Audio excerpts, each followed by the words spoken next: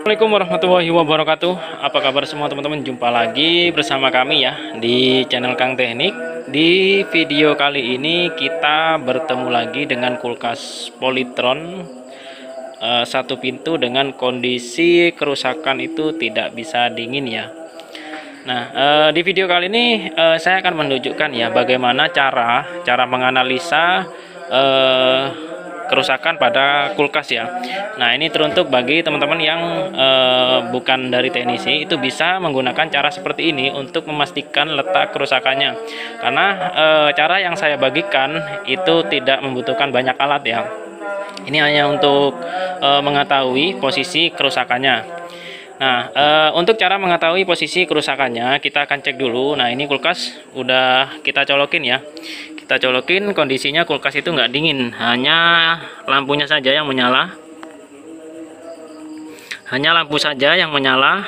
Nah, ini kita coba cek, kita coba pastikan dulu, kita analisa bareng-bareng supaya teman-teman juga tahu cara menganalisa.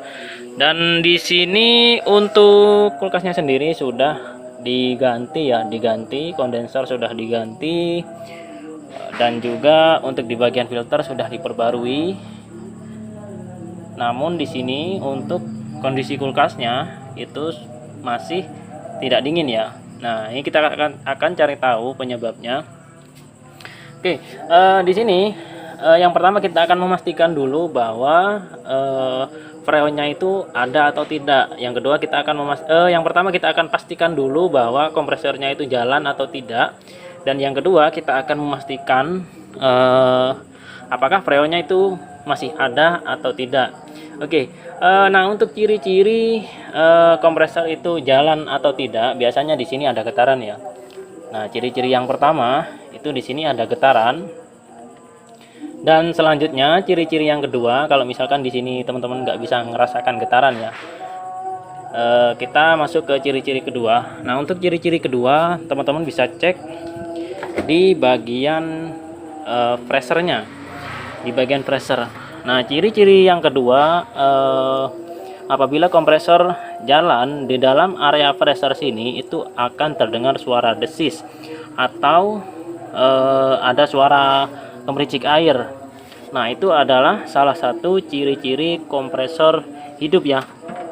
Jadi kalau misalkan kompresornya udah hidup, kita nggak perlu mengganti relay ataupun menjumper ataupun menambahkan kapasitor. Itu sia-sia teman-teman, karena kalau misalkan kompresornya udah hidup, kita nggak perlu melakukan dua hal tersebut ya. Yang perlu kita lakukan yaitu kita akan memastikan apakah freonnya itu ada atau tidak. Nah, selanjutnya kita akan memastikan freonnya ada atau tidak.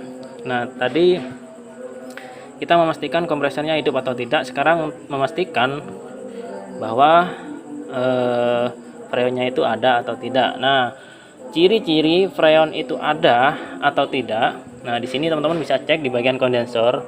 Nah, kalau misalkan freon yang normal ataupun freon yang penuh di area kondensor ini, itu harusnya panas ya teman-teman ya.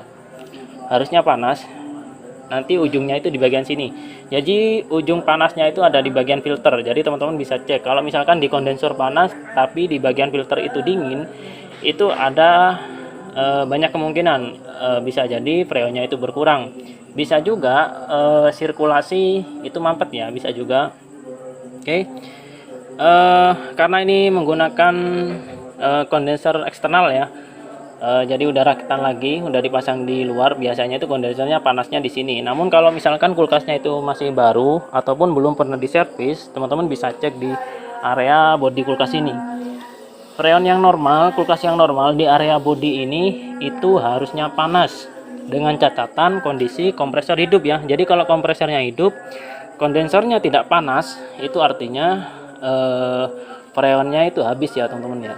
Nah, di sini kebetulan di sini untuk kulkas yang saya cek ini kompresornya hidup, kondensor tidak panas, maka udah bisa kita pastikan freonnya itu habis.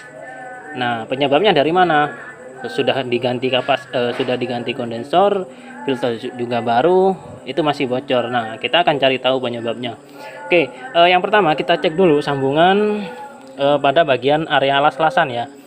Nah, ciri-ciri freon bocor itu ditandai dengan oli ya. Di bagian yang bocor itu ada banyak oli biasanya seperti itu.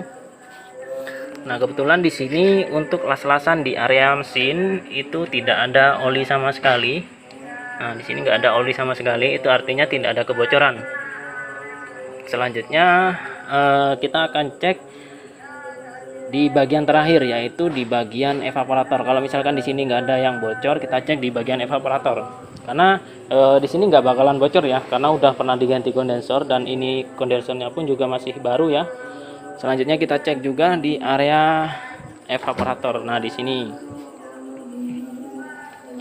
Oke, di sini kita buka. Di area evaporator sini hampir sama ya, seperti yang saya jelaskan tadi. Kalau misalkan ada kebocoran, biasanya itu ada oli ya, ada oli. Nah, di sini setelah saya gosok seperti ini, itu ada yang licin ya. Ini ada kemungkinan ada oli tuh. Ini ada oli nih. Ini oli, ini bukan air ya. Tuh, ini oli. Nih. Ada oli di sini. Namun di sini seperti tidak tercongkel ya, tidak tercongkel.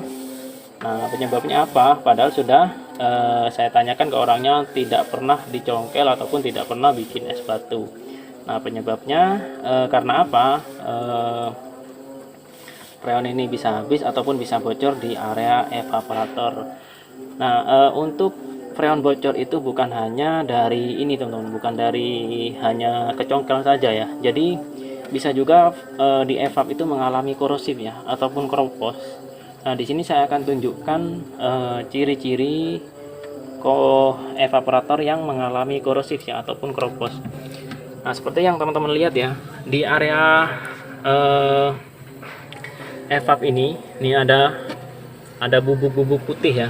Nah, ini kalau misalkan kita gosok, ini bakalan terkelupas ya nih. Ntar saya ambil cutter dulu. Nah, di sini kita coba menggunakan test pen. Nah, ciri-ciri evaporator yang keropos itu biasanya di sini ada gelembung-gelembung ya. Nah, di sini setelah saya korek ya, ternyata gampang banget ngelupasin catnya. Dan di sini biasanya itu ada bubuk-bubuk putih ya. Itu adalah salah satu ciri-ciri evaporator yang mengalami korosif. Nah, seperti ini. Nah, seperti ini juga tuh banyak banget yang korosif. Tuh,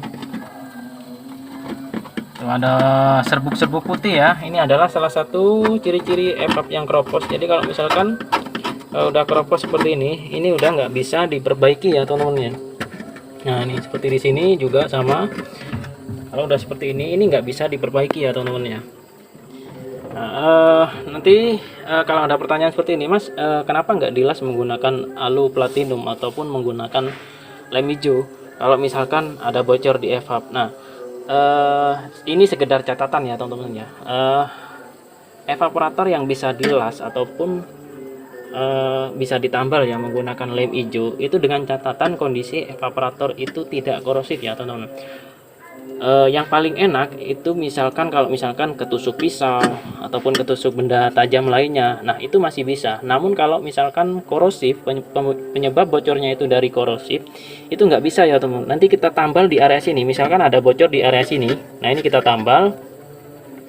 Nanti selang beberapa bulan kemudian ataupun beberapa minggu, beberapa saat, nanti bakalan timbul bocor lagi ya. Ditambal di sini nanti timbul lagi bocor lagi, timbul lagi bocor lagi, timbul lagi bocor lagi. Nah, jadi kalau misalkan udah korosif itu nggak bisa kita las ya.